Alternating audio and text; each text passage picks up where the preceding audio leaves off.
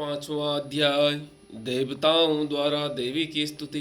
चंड मुंड मुक्के से अंबिका के रूप की प्रशंसा सुनकर शुंभ का उनके पास दूत भेजना और दूत का निराश लौटना। विनियोग। ओम। इस उत्तर चरित्र के रुद्र ऋषि हैं। महासरस्वती देवता अनुष्टुप छंद है। भीमा शक्ति हैं, भ्रामरी बीज हैं, सूर्य तत्व हैं और सामवेद स्वरूप हैं। महासरस्वती की प्रसन्नता के लिए उत्तर चरित्र के पाठ में इसका विनियोग किया जाता है। ओम। ध्यानम। घंट शूल हंस शक्र मूसल चक्र धनुष बाण हाथ धारण कर शरद ऋतु चंद्र जैसी कांति है। तीनों लोकों की आधार भूता गौरी से प्रकट्य है। असुरों का नाश किया सरस्वती देवी का चिंतन है। ऋषि कहते हैं, एक बार शुंभ निशुंभ असुरों के ने घमंड से इंद्र से तीनों लोकों का राज्य व यज्ञ भाग छीन लिया। दोनों असुर चंद्रमा सूर्य अधिकारों का उपयोग करें। कुबेर यम चक्र वरुण के अधिकारों का प्रयोग करें। वायु अग्नि कार्य का भी असुर दोनों कर रहे। सारे देवों को राज भ्रष्ट पराजित कर निकल रहे। असुरों ने देवों को वंचित कर स्वर्ग से निकाल दिया। असुरों ने में जो अजेय है महादेवी का स्मरण किया। जगदम्बा ने बरथा दिया विपत्ति में स्मरण करें। सारे कष्टों को दूर करे विपत्तियों का नाश करें। ऐसा निश्चय कर देव गिरिराज हिमालय पर गए। वहां पहुंच भगवती विष्णु माया की स्तुति करने लगे। अब देवता किस प्रकार स्तुति करते हैं देखिए। देवता बोले, नमन करता हूँ देवी महादेवी शिव को सर्वदा नमन। बरकती वो भद्रा जगदम्बा को हम सारे नमस्कार करें। रौद्र को नमन नित्य गौरी धात्री को प्रणाम करो। तेजोस्मयी चंद्र रूपणी सुख स्वरूपा सततम प्रणाम करो। कल्याणी बुद्धि व सिद्ध रूपा देवी को प्रणाम करो। नैऋत राज लक्ष्मी सर्वाणी स्वरूपा को नमन करो। दुर्गा दुर्ग परासारा सर्वकारिणी को नमन करो। ख्याति कृष्ण वो धूम्रा देवी को सर्वदा प्रणाम करो। अत्यंत सौम्य अत्यंत रौद्र रूप देवी को प्रणाम करो। जगत की आधार भूता कृता देवी को सर्वदा प्रणाम करो। जो देवी सारे प्राणियों में चेतना रूप कहलावे। देवी को नमस्कार नमस्कार सततम नमस्कार करो। जो देवी प्राणियों में बुद्धि रूप स्थित हो। देवी को नमस्कार नमस्कार सततम नमस्कार करो। जो देवी सारे प्राणियों में निद्रा रूप स्थित हो।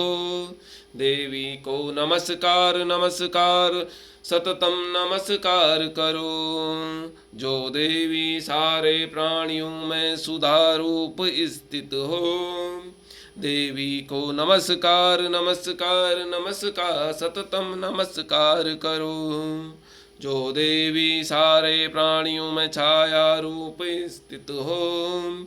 देवी को नमस्कार नमस्कार सततम नमस्कार करो। जो देवी प्राणियों में शक्ति रूप स्थित हो। देवी को नमस्कार नमस्कार सततम नमस्कार करो। जो देवी सारे प्राणियों में तृष्णा रूप स्थित हो। देवी को नमस्कार नमस्कार सततम नमस्कार करो। जो देवी सारे प्राणियों में शांति रूप स्थित हो। देवी को नमस्कार नमस्कार सततम नमस्कार करो। जो देवी सारे प्राणियों में जाति रूप स्थित हो। देवी को नमस्कार नमस्कार सततम नमस्कार करो। जो देवी सारे प्राणियों में लज्जा रूप स्थित हो। देवी को नमस्कार नमस्कार सततम नमस्कार करो। जो देवी सारे प्राणियों में शांति रूप स्थित हो। देवी को नमस्कार नमस्कार सततम नमस्कार करो। जो देवी सारे प्राणियों में श्रद्धा रूप स्थित हो। देवी को नमस्कार नमस्कार सततम नमस्कार करो। जो देवी सारे प्राणियों में कांति रूप स्थित हो। देवी को नमस्कार नमस्कार सततम नमस्कार करो। जो देवी प्राणियों में लक्ष्मी रूप स्थित हो। देवी को नमस्कार नमस्कार सततम नमस्कार करो। जो देवी सारे प्राणियों में लक्ष्मी रूप स्थित हो। देवी को नमस्कार नमस्कार सततम नमस्कार करो। जो देवी सारे प्राणियों में वृत्त रूप स्थित हो। देवी को नमस्कार नमस्कार सततम नमस्कार करो। जो देवी सारे प्राणियों में स्मृति रूप स्थित हो। देवी को नमस्कार नमस्कार सततम नमस्कार करो।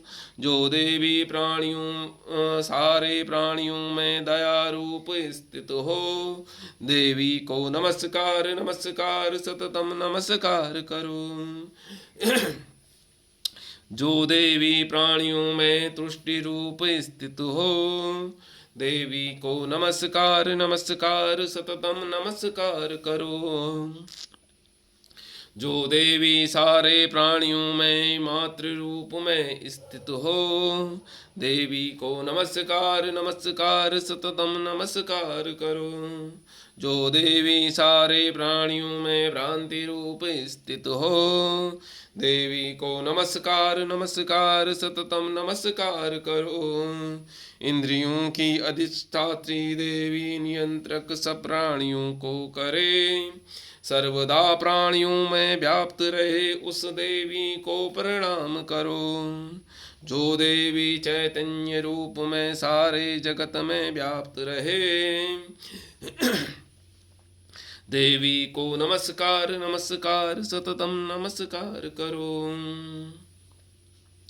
पहले जब देवों ने स्तुति कर शरण ली। देवराज इंद्र ने दिनों देवी की सेवा की। कल्याण की साधना भूता ईश्वरी है। मंगल करे वो सारे विपत्ति का नाश करनी है। उद्भव दैत्यों का उद्दंड दैत्यों का सताए हम सारे देवगण। जो परमेश्वरी को सारे देवता प्रणाम करे। भक्ति से स्मरण करे जगदम्बा कष्ट हरे। सारे देवों के सारे विपत्तियों का नाश करे।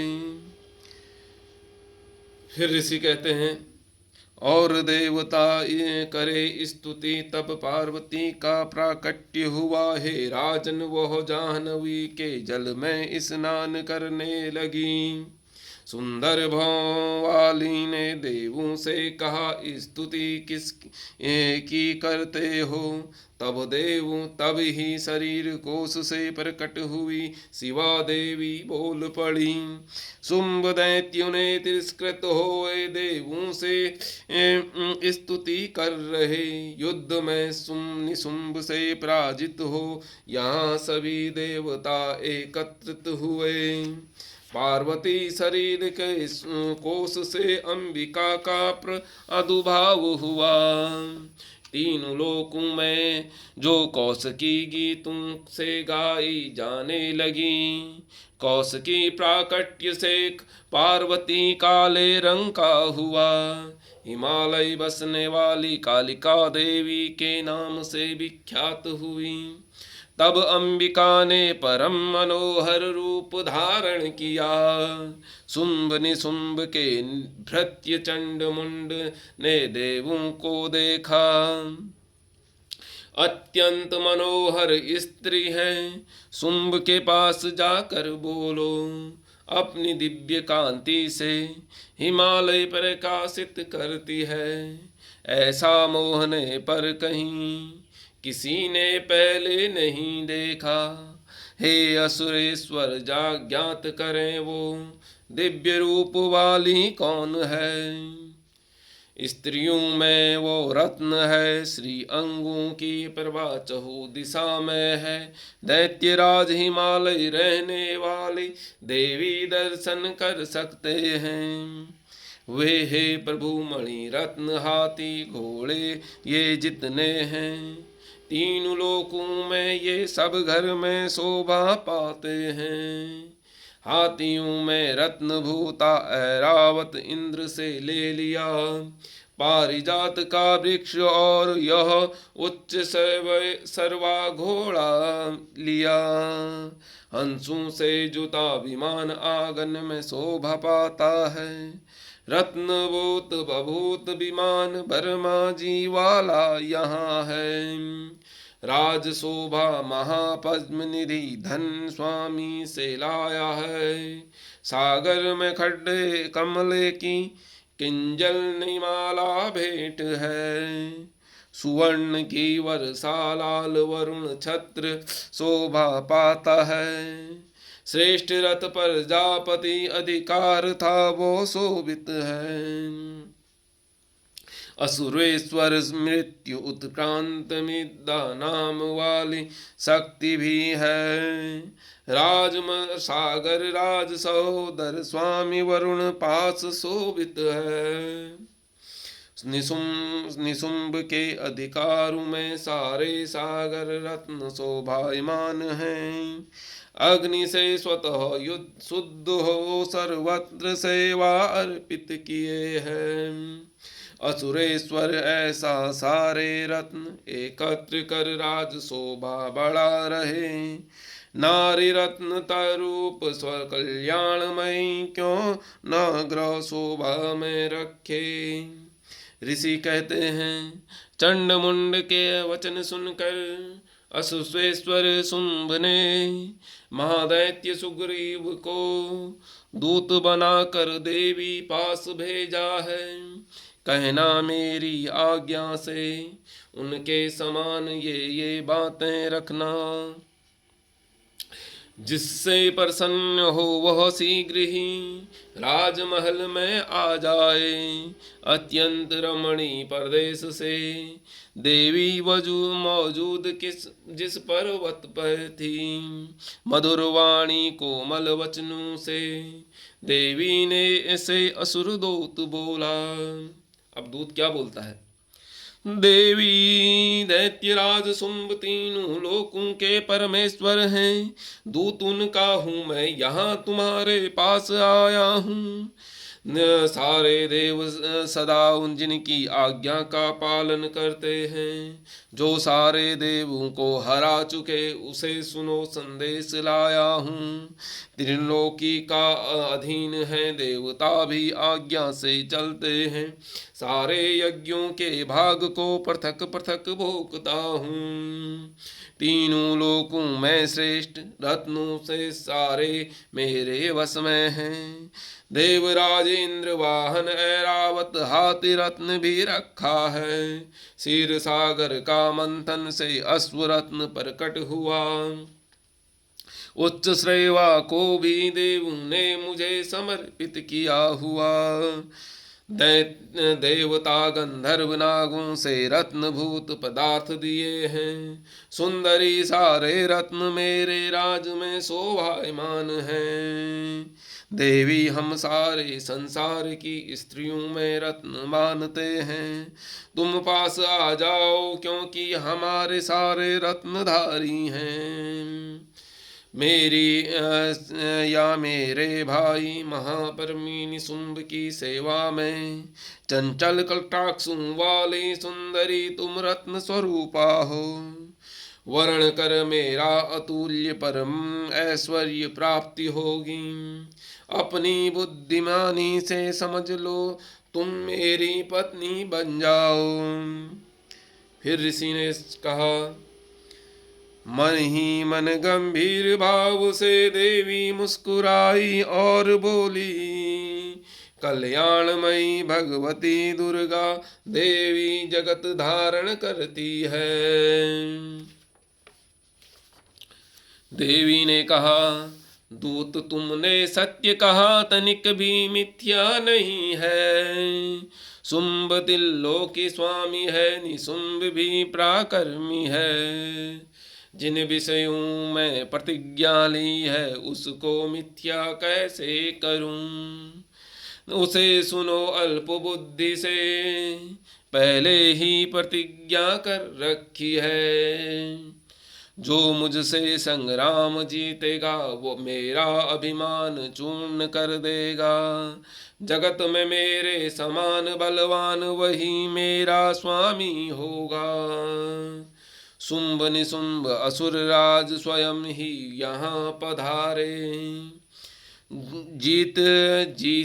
जीत मुझे शीघ्र ही मेरा पारी ग्रहण कर ले।